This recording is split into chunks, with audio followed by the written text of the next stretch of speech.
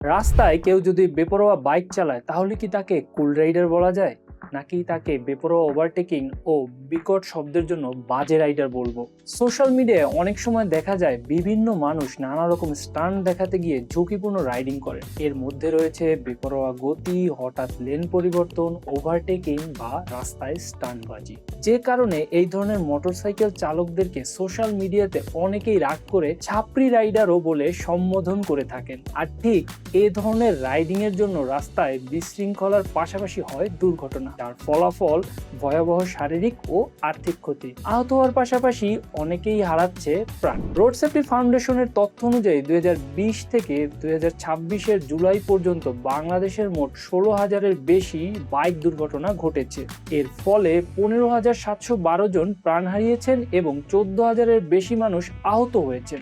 আর এই বিষয়টির কারণ হিসেবে বিশ্ব স্বাস্থ্য সংস্থা বেশ কিছু বিষয়কে দায়ী করেছেন। তারা বলেছে, কোনো যানবাহনের গড় গতি যত বৃদ্ধি পাবে, দুর্ঘটনার সম্ভাবনা এবং পরিণতি ভয়াবহতা ততই বৃদ্ধি পাবে। অন্যদিকে গড় গতিতে যদি 1% বৃদ্ধি ঘটে তাহলে মারাত্মক দুর্ঘটনার ঝুঁকি প্রায় 4% বাড়তে পারে, যার ফলে বলা যায় গতি শুধু সময় কমায় না, বরং বেঁচে ফেরার সম্ভাবনাও কমিয়ে দেয়। মোটরবাইক রাইডাররা কিন্তু সড়কে সবচেয়ে ঝুঁকিপূর্ণ ব্যবহারকারীদের মধ্যে অন্যতম।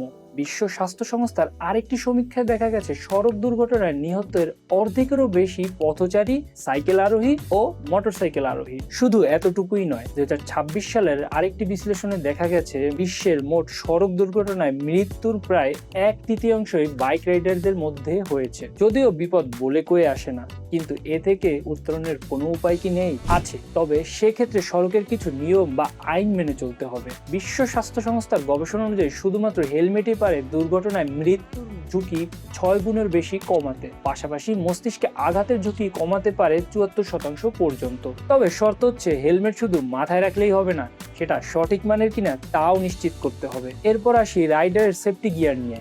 শুধুমাত্র রাইডিং জ্যাকেট ব্যবহার করা হলে শরীরের নরম টিস্যু বা চামড়ার ক্ষতির ঝুঁকি হ্রাস অনেকাংশে কমানো সম্ভব, আর রক্তপাতের ঝুঁকিও কমানো যায়। বলা হয়ে থাকে, prevention is better than cure.